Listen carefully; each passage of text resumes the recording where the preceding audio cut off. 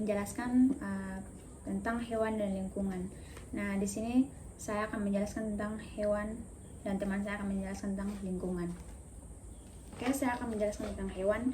Nah, di sini hewan adalah organisme yang bersifat eutil, yaitu dapat bergerak dan berpindah tempat gerakan yang disebabkan oleh rangsangan tertentu yang berasal dari lingkungannya.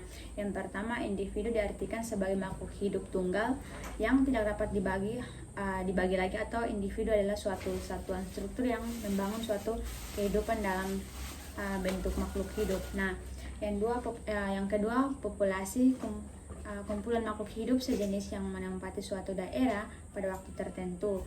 Yang ketiga, komunitas. Nah, kumpulan populasi yang berbeda di suatu daerah yang sama dalam suatu habitat. Yang keempat, habitat. Nah, habitat adalah tempat tinggal suatu individu atau spesies tertentu. Yang kelima, lingkungan, yaitu semua hal yang berada di sekitar kita, meliputi udara atau atmosfer, air, tanah, tumbuhan, dan hewan. Yang keenam, ekosistem. Nah, suatu sistem ekologi yang terbentuk oleh hubungan timbal balik antara makhluk hidup dengan lingkungannya.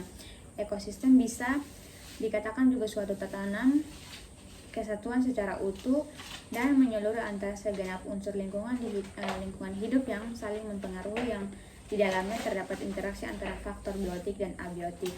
Di sini ada macam-macam habitat, yaitu habitat darat, habitat air, habitat darat air. Nah, di sini ada macam-macam lingkungan. Yang pertama, lingkungan udara atau atmosfer. Nah, atmosfer adalah lapisan udara yang melingkupi sebuah planet atau bumi. Atmosfer terdiri dari atas nitrogen 78,17%, oksigen 20,98%, karbon dioksida 0,038%, dan gas argon 0,90%, dan lain sebagainya. Nah, yang kedua, B, lingkungan air atau hidrosfer. Nah, sebagian besar bumi dilingkup oleh air yaitu sebesar 70% berupa lautan dan sungai. Yang ketiga itu C, lingkungan darat atau litosfer. Nah, litosfer adalah bagian bumi yang berbentuk padat. Tanah yang kita tempati ini merupakan lapisan teratas dari litosfer. Yang berikut, lingkungan flora atau fauna atau disebut biosfer. Nah, biosfer ini merupakan lingkungan hidup yang terdiri atas flora dan fauna. Flora mencakup semua jenis tumbuhan dan fauna mencakup semua jenis hewan. Selanjutnya saya akan menjelaskan tentang komponen penyusunan ekosistem. Komponen abiotik. Komponen abiotik adalah unsur-unsur tak hidup di dalam ekosistem. Contohnya suhu air, cahaya matahari, udara, iklim, tanah, kelembapan, dan derajat kesamaan. Yang pertama, produsen, yaitu makhluk hidup yang dapat memasak atau membuat makanan sendiri dari bahan-bahan organik. Yang kedua, konsumen. Nah, makhluk hidup yang memakan makanan hidup lain atau bahan-bahan yang dihasilkan oleh makhluk hidup lain. Konsumen tidak dapat membuat makanan sendiri sehingga sangat tergantung dengan makhluk hidup lain sebagai sumber makanan. Nah, pengelompokan hewan sebagai konsumen ada 3, yaitu herbivora, hewan pemakan tumbuhan, contohnya kambing, kuda, sapi, rusa, gajah, jerapah, dan lain sebagainya. Yang kedua, karnivora, hewan pemakan daging, contohnya singa, harimau, serigala, kucing, buaya, elang, hiu, dan lain sebagainya. Yang ketiga, omnivora, hewan pemakan daging dan tumbuhan, contohnya tikus, monyet, ayam, bebek, musang, dan lain sebagainya. Yang ketiga, dekomposer. Nah, makhluk hidup yang menguraikan sisa-sisa makhluk hidup yang telah mati atau sampah menjadi bahan penyusun tanah.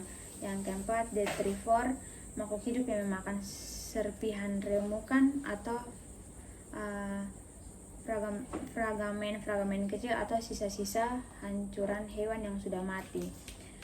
Berikut, berdasarkan proses pembentukannya, ekosistem terbagi menjadi 2, yaitu yang pertama ekosistem alami, yang kedua ekosistem buatan. Nah, ekosistem alami ini adalah jenis ekosistem yang terjadi secara alami tanpa campur tangan manusia. Sedangkan ekosistem buatan Ekosistem buatan adalah ekosistem yang diciptakan manusia untuk memenuhi kebutuhannya. Misalnya ekosistem buatan mendapatkan subsidi energi dari luas tanaman atau hewan peliharaan. Didominasi sebuah pengaruh manusia dan memiliki keanekaragaman rendah. Selanjutnya akan dijelaskan oleh teman saya. Oke, baik. Ekosistem alami dibagi menjadi dua, yaitu ekosistem darat dan ekosistem perairan.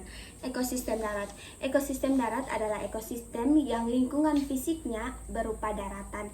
Ekosistem darat terbagi dalam bagian bioma. Bioma merupakan habitat dalam skala yang luas yang tersusun atas berbagai hewan.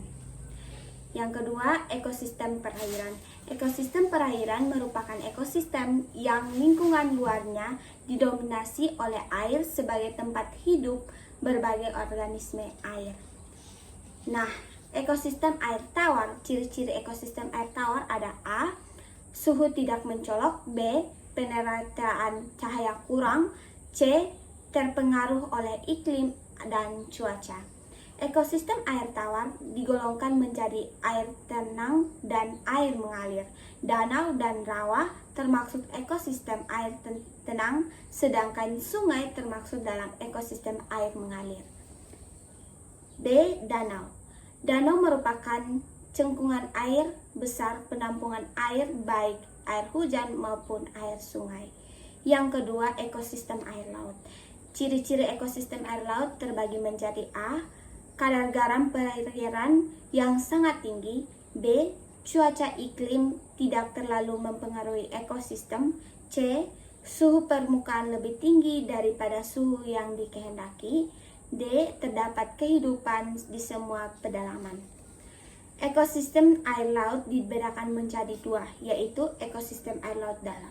Yang pertama, merupakan bagian ekosistem yang terletak di dalamnya yang tidak tembus cahaya. Hewan yang dapat hidup di daerah ini seperti udang, cumi-cumi, landak laut, teriping, kerang, dan beberapa jenis ikan. Sedangkan ekosistem laut dangkal merupakan ekosistem laut yang berbeda di zona fotik yang masih tembus cahaya.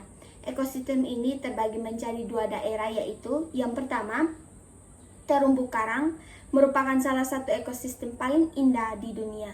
Ekosistem ini hanya dapat ditemukan pada dasar perairan yang jernih dan bersih.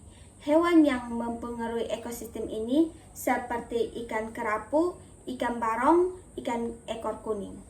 Yang kedua, pantai merupakan suatu jenis ekosistem laut dangkal yang menjadi batas antara daratan dan lautan.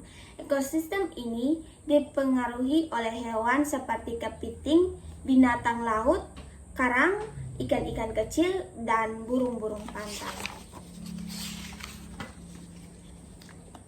Nah, yang ketiga, ekosistem estuari. Ekosistem estuari merupakan ekosistem perairan yang habitatnya merupakan pencampuran antara air laut dan air tawar. Perairan yang mempengaruhi ekosistem ini seperti udang, burung, dan cacing. Teman-teman bisa lihat di sini, ini adalah contoh ekosistem estuari. Baik, sekian dan terima kasih. Sekian dari presentasi kami. Sekian dan terima kasih.